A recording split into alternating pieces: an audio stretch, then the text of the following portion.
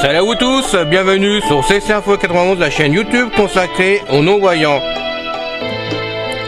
Présenté par Alain Leclerc, avec Pascal Cusson. Musique de notre ami José Licenciato, qui nous l'offre gratuitement la musique, merci à lui.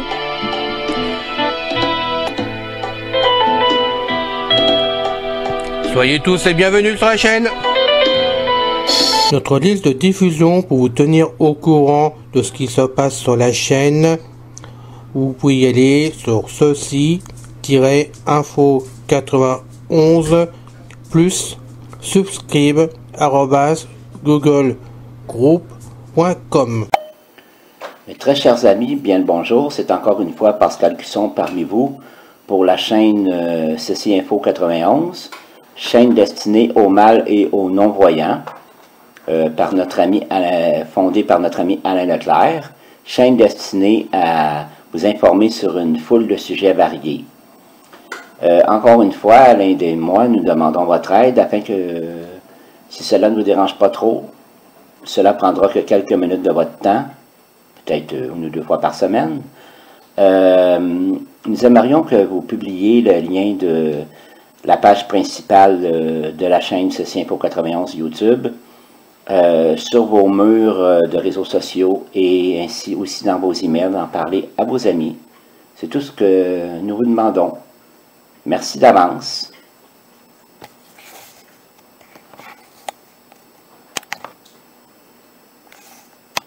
Personnage historique, Alexandre le Grand numéro 1 introduction et sources diverses. En grec. Titre roi de Macédoine 336 11 juin 323 avant Jésus-Christ. Prédécesseur Philippe II, son père successeur Philippe III et Alexandre IV pharaon d'Égypte 331 11 juin 323 avant Jésus-Christ empereur de l'Empire perse prédécesseur Darius III successeur Alexandre IV grand roi de Perse 330 11 juin 323 avant Jésus-Christ prédécesseur Darius III biographie dynastie Argeade date de naissance 21 juillet 356 avant Jésus-Christ lieu de naissance Péla, Macédoine, date de décès 11 juin 323 avant Jésus-Christ, à 32 ans, lieu de décès Babylone père Philippe II mère Olympia fratrie Cléopâtre de Macédoine conjoint Roxane Stétera Parisatis enfants Héraclée de Macédoine Alexandre IV Alexandre le Grand, en grec ancien. Alexandro Omégas Alexandro, ou Alexandre III, Alexandro II, né le 21 juillet 356 avenue J, C à Péla et mort le 11 juin 323 avenue J, C à Babylone, est un roi de Macédoine et l'un des personnages les plus célèbres de l'Antiquité. Fils de Philippe II, élève d'Aristote et roi de Macédoine à partir de 336, il devient l'un des plus grands conquérants de l'histoire en prenant possession de l'immense empire perse et en s'avançant jusqu'aux rives de l'Indus. Après l'assassinat de Philippe, Alexandre hérite d'un royaume puissant et d'une armée expérimentée. Reprenant le projet panhellénique de son père, il réunit la Macédoine et des cités grecques dans une coalition afin d'envahir l'empire perse. En 334, il débarque en Asie, démarrant une campagne qui dure 10 ans.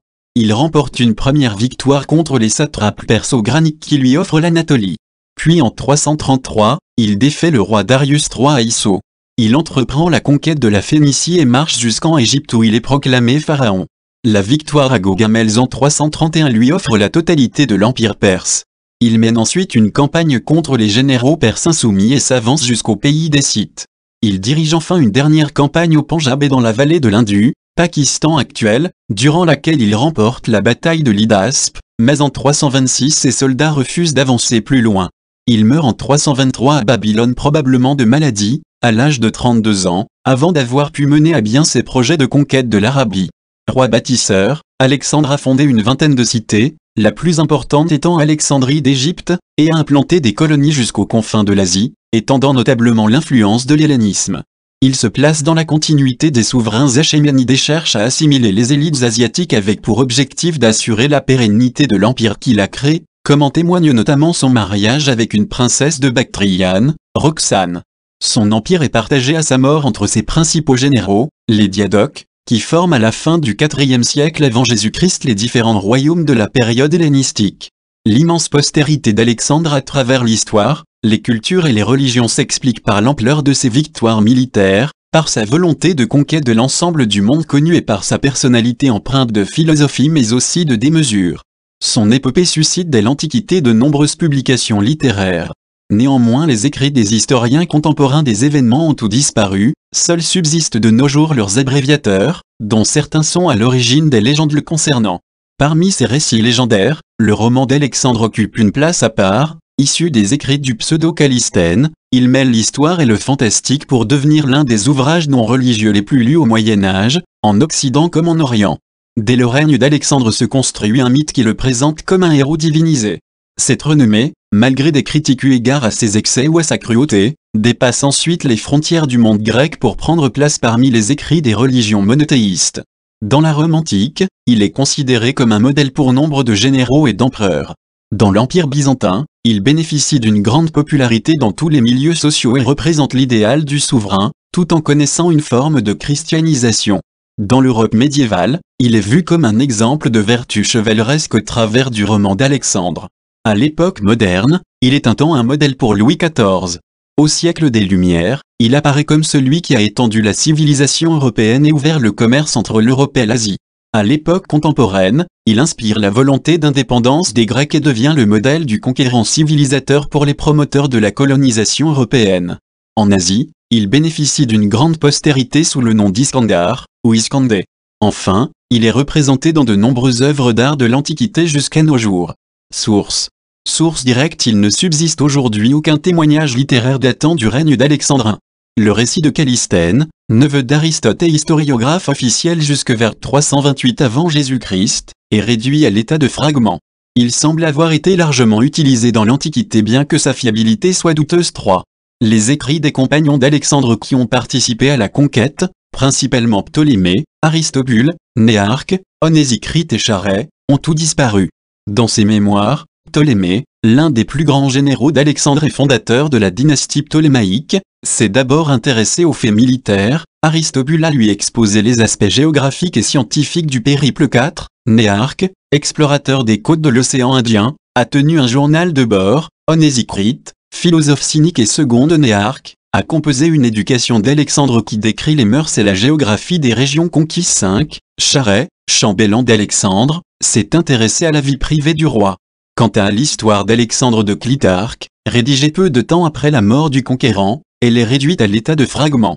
Clitarque n'a pas participé directement à la conquête mais s'appuie sur des archives officielles et des témoignages directs. Ces auteurs contemporains des événements ont été largement utilisés par Diodore de Sicile, Arrien, Plutarque et Quincurse. Certains auteurs antiques, dont Arrien et Strabon, reprochent aux historiens contemporains leurs récits fictifs ou divergents ainsi que la flatterie envers Alexandre. Les archives royales contemporaines ont elles aussi disparu. C'est notamment le cas des éphémérides, chroniques rédigées par le chancelier Eumène de Cardia, à partir de 330 au moment où Alexandre prend la succession de Darius III. Le récit de Callisthène s'achevant vers 328, Alexandre aurait choisi un nouveau type de biographie officielle au moment où sont introduits les usages perses à la cour. Cette tradition des chroniques, qui s'apparente à un compte-rendu journalier des faits et gestes du roi et à une compilation de ses correspondances, remonte chez les Achéménides d'Axerxès Ier. Les éphémérides semblent avoir été rapidement inaccessibles après la mort d'Alexandre III. Ptolémée et Aristobule les auraient néanmoins utilisés. Les auteurs antiques plus tardifs y font allusion quand ils exposent précisément les circonstances de la mort d'Alexandre. Il est d'ailleurs envisageable qu'une partie des éphémérides ait disparu du vivant d'Alexandre dans un incendie comme l'affirme Plutarque. Selon Diodore, Perdiccas a publié en 323 des Hypomnemata, c'est-à-dire une compilation des plans de bataille et des projets d'Alexandre. Plusieurs auteurs antiques, dont Plutarque et le pseudo-Callisthène, ont utilisé un recueil de la correspondance d'Alexandre. Les philologues sont divisés sur le statut de ces lettres, à savoir si elles sont authentiques ou apocryphes, bien qu'elles correspondent à des événements historiques. La forgerie d'épistoliers à partir de personnages historiques est une pratique courante durant toute l'Antiquité. Parmi les documents officiels, seules subsistent de rares inscriptions épigraphiques émises dans des cités grecques, comme celle datant du règne de Philippe II relative aux conditions d'entrée dans la Ligue de Corinthe, 338, qui reste valable du temps d'Alexandre, ou celle de Chios en Asie mineure qui retranscrit une lettre d'Alexandre rédigée après la contre-attaque perse en 332 définissant les conditions du retour de l'île sous l'hégémonie macédonienne. Une autre inscription contemporaine d'Alexandre retranscrit une décision prise au sujet de la cité de Philippes en Macédoine. Les sources numismatiques fournissent d'importantes données politiques et économiques, une masse considérable de monnaies ayant été frappée du vivant d'Alexandre, même si les monnaies à l'effigie d'Alexandre ont été émises par les diadoques, dont Ptolémée. Les premiers tétradrachmotypes d'Alexandre, tête d'Héraclès coiffé de la peau de lion Zeus trônant un aigle dans la main droite, auraient été frappés après la bataille d'Issos, 333, les premiers statères d'or, tête d'Athéna casquée niquée debout, après la prise de Tyr en 33 217. La datation des monnaies à l'éléphant, qui pourrait dater de l'époque séleucide, reste quant à elle sujette à caution.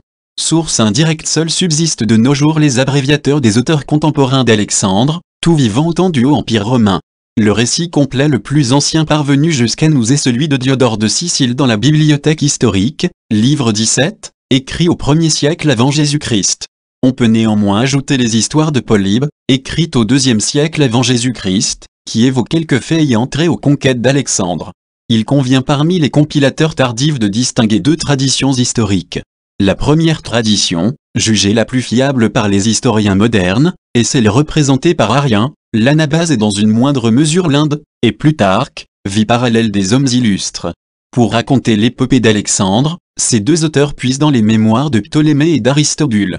Dans la vie d'Alexandre composée au début du 2e siècle, Plutarque, biographe et moraliste de langue grecque, s'intéresse à travers de nombreuses anecdotes au caractère d'Alexandre, mis en parallèle avec Jules César, car pour Plutarque les paroles disent plus que les actions. Son portrait est plutôt favorable et admiratif, comme Arien. Ses sources sont principalement les Éphémérides, un recueil de la correspondance d'Alexandre et une vingtaine d'auteurs antiques. Il rédige par ailleurs, parmi ses œuvres morales, sur la fortune d'Alexandre, un exposé dans lequel il démontre toute sa fascination pour le conquérant. Mettre en avant les hauts faits d'Alexandre, et des Grecs en général, est pour lui un moyen de faire revivre un monde désormais dominé par les Romains, bien qu'il se réjouisse aussi des bienfaits de la Pax Romana.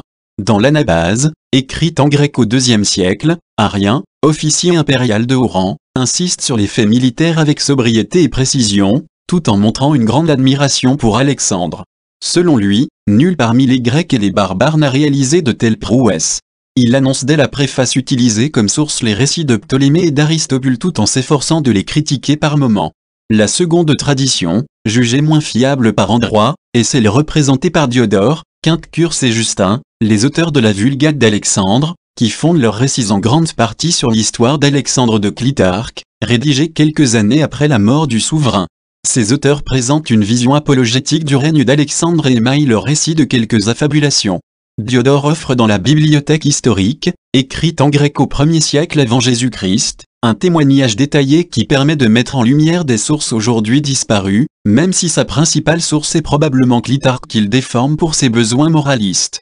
Le livre 17 est considéré comme le plus abouti et le plus long de la Bibliothèque historique. Alexandrien paraît tel un héros, mêlant grandeur et fortune, louant le souverain bon, sensible et stratège, mais ses excès ne sont pas cachés, bien que Diodore les explique par des raisons politiques ou par l'intervention des dieux. 32. Quinctius, qui a vécu au 1er siècle avant Jésus-Christ, a composé une histoire d'Alexandre le Grand en latin, dont il ne subsiste que 8 des 10 livres originels, les 2 premiers ainsi que quelques passages épars étant manquants. L'œuvre est en grande partie puisée dans l'histoire d'Alexandre de Clitarque et dans le récit de Callisthène. Elle s'inspire également des mémoires de Ptolémée et d'Aristobule, ce qui explique les quelques concordances avec l'Anabase d'Arien. Bien qu'il expose quelques fables dans la continuité de Clitarque, Quinctius propose une pensée rigoureuse. Son texte est le seul récit historique concernant Alexandre disponible en Occident au Moyen Âge. Justin, qui a peut-être vécu au milieu du 2e siècle, est l'abréviateur des histoires philippiques, aujourd'hui disparu, du gallo-romain Troc-Pompée composé sous le règne d'Auguste parmi une histoire universelle. Troc-Pompée utilise des sources grecques peu connues. Il est assez probable qu'il ait utilisé Clitarque pour la vie d'Alexandre 36, dont peut-être Hieronymo de Cardia, contemporain des Diadoques 34. Ces sources, qui offrent une interprétation anti-romaine, ont pour intérêt de mettre en avant des peuples non latins, macédoniens, parthes, carthaginois, etc. Son récit n'en reste pas moins émaillé d'erreurs historiques et d'approximations chronologiques. Les problèmes chronologiques, comme Diodore, viennent des décalages entre les années macédoniennes et athéniennes ainsi que des compagnons d'Alexandre dont le calendrier se base sur les années régnantes. Troc-Pompée a une opinion plutôt négative sur Alexandre mais reconnaît un grand souverain. Justin, qui a résumé l'œuvre de Troc-Pompée, les livres 11 exili concernent spécifiquement Alexandre mais insérés dans une histoire universelle, ce n'est une biographie comme Diodore, également influencée par les populaires romans d'Alexandre de son époque, insiste sur les aspects moralisants et dramatiques, surtout les moments de cruauté et les rapports avec Philippe II, tout en proposant une narration animée, les digressions trop savantes ne sont pas retranscrites. Les comptes rendus, stètes-moi ou étapes, des bématistes, les arpenteurs ayant pour mission de calculer les distances et de décrire les régions traversées par Alexandre, ont été repris par des auteurs antiques, dont Ératosthène, Strabon, Athénée de Nocratie, Pline l'Ancien, Élien et Eusèbe de Césarée. Finalement les auteurs antiques n'ont pas délivré un récit historique impartial mais plutôt un exposé des hauts faits d'Alexandre ponctué d'appréciations moralisantes. Ils ont aussi en commun d'avoir trop délaissé les adversaires d'Alexandre ou ceux qui ne concernent pas directement ses conquêtes. Sources archéologiques. Les témoignages archéologiques datant du règne d'Alexandre demeurent très rares.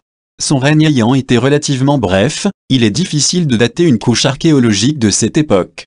La plupart des Alexandries qu'il a fondées ont disparu, mis à part Alexandrie d'Égypte, même si sa construction a été achevée sous Ptolémée II.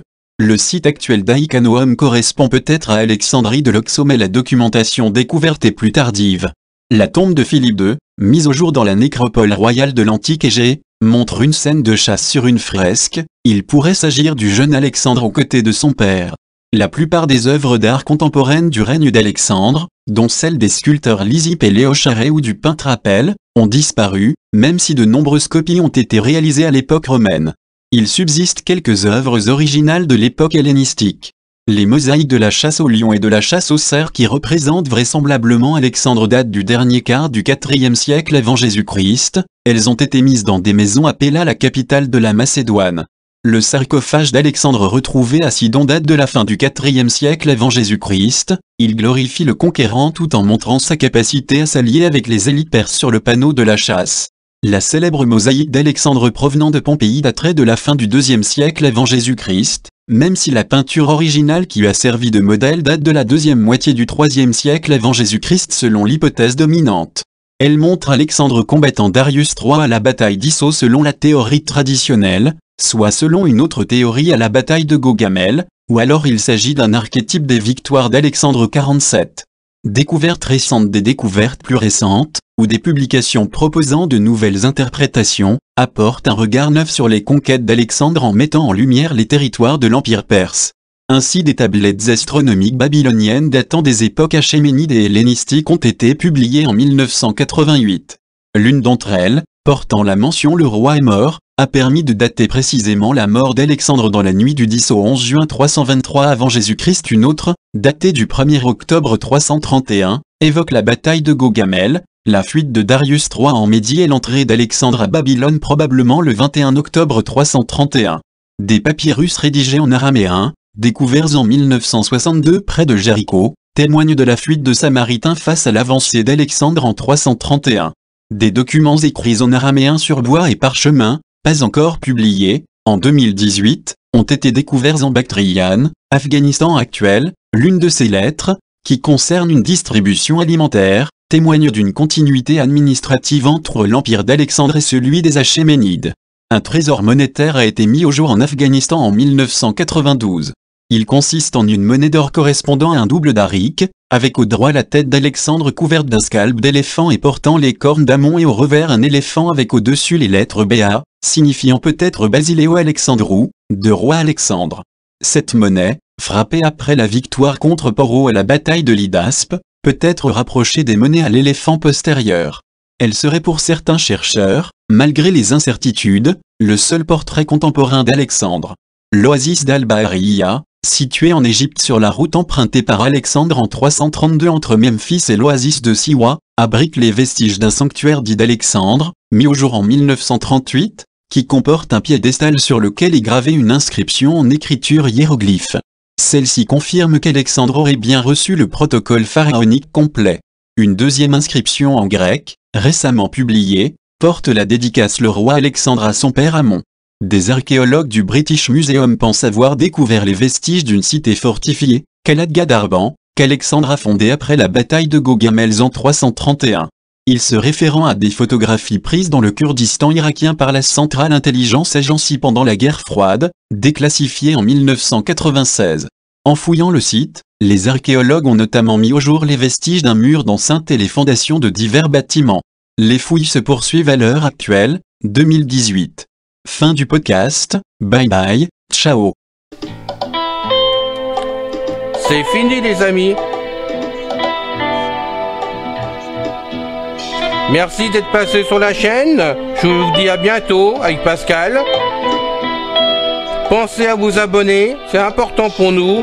Pensez à venir sur notre forum, c'est aussi important pour nous. Bye bye les filles. Salut les gars. À bientôt.